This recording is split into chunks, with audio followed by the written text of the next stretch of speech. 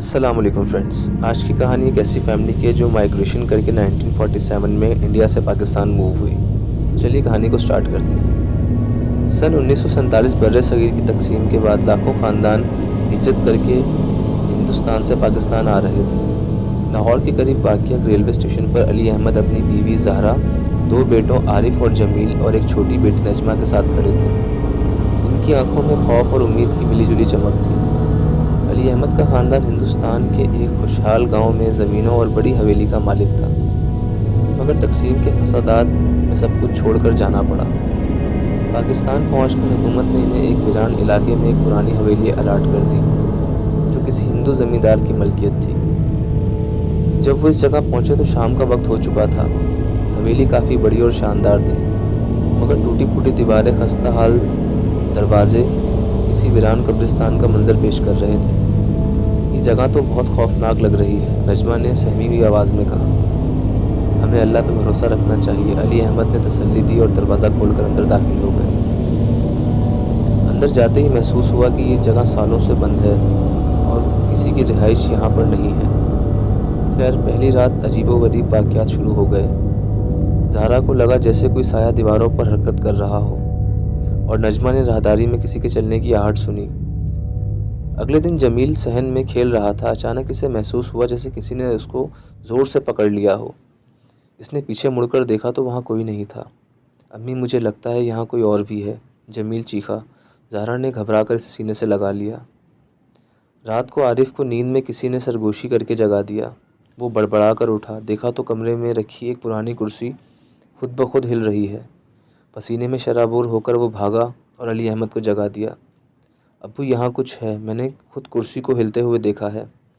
علی احمد نے مشعل جلائی اور حویلی کا جائزہ لینے نکلا۔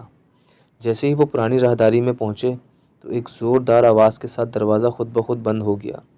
سائیں سائیں کرتی ہوا کے سرسراہٹ میں انہیں کسی کے رونے کی آوازیں سنائی دیں۔ اگلے دن علی احمد نے گاؤں کے ایک بزرگ سے ملے اور اس حویلی کی واقعات بتائے۔ وہ بزرگ اس حویلی سے اچھی طرح واقف تھے۔ انہوں نے بتایا، بیٹا، یہ حویلی ایک ہندو زمیندار لال چند کی ملکیت تھی۔ وہ یہاں اپنی بیوی اور بیٹی کے ساتھ رہتا تھا، مگر جب تقسیم ہوئی تو بلوائیوں نے ان کے خاندان کو بے دردی سے مار ڈالا۔ کہا جاتا ہے کہ اس کی بیٹی سیتا کی روح آج بھی اس حویلی میں بھٹک رہی ہے اور وہ یہاں کسی کو رہنے نہیں دیتی۔ یہ سن کر علی احمد کے رونگٹے کھڑے ہو گئے۔ ہر گزرتے دن کے ساتھ حالات بگڑتے جا رہے تھے۔ ایک رات نجمہ کی چیخوں نے سب کو جگا دیا۔ جب علی احمد وہاں پہنچا تو دیکھا وہ ہوا میں معلق تھی، جیسے کسی اندیکھی طاقت نے اسے اٹھا رکھا ہو۔ زہرا نے قرآن کی آیت پڑھنا شروع کی، جب جا کے وہ نیچے گری۔ ایک دن جمیل صحن میں کھیل رہا تھا تو ایک پرانی گڑیا دیکھی، جسے اس نے گود میں اٹھا لیا۔ گڑیا کو جیسے ہی اٹھایا تو اس کی آنکھوں سے خون نکلنے لگا۔ وہ خوف سے چلانے لگا، گڑیا کو دور پھینک دیا۔ اب یہ واضح ہو چکا تھا کہ حویلی بدروحوں کا مسکن ہے۔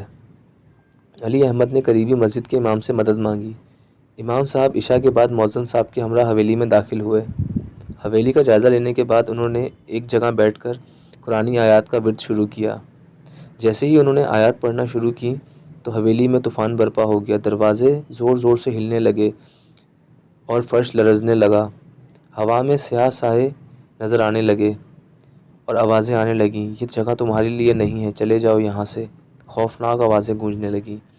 امام اور مؤذن صاحب نے بلند آواز میں آیات پڑھنا شروع کر دیں۔ اچانک ایک زوردار چیخ آئی اور سارے سائے ہوا میں تحلیل ہونے لگے۔ اس رات کے بعد حویلی میں عجیب و غریب واقعات کا سلسلہ بند ہو گیا، مگر علی احمد نے فیصلہ کیا تھا کہ وہ اس جگہ کو چھوڑ دے گا اور ایک قریبی گاؤں میں جا کر بس جائے گا۔ کچھ ٹائم بعد علی احمد نے اس حویلی کو خیر آباد کہہ دیا اور ہمیشہ کے لیے وہاں سے چلا گیا۔ وہ حویلی آج بھی موجود ہے، لیکن وہاں کوئی جانے کی ہمت نہیں کرتا۔ دوستوں، کہانی اگر اچھی لگی ہو تو ویڈیو کو لائک کریں اور چینل کو سبسکرائب کریں۔ ملتے ہیں نیکسٹ ویڈیو میں۔ اللہ حافظ۔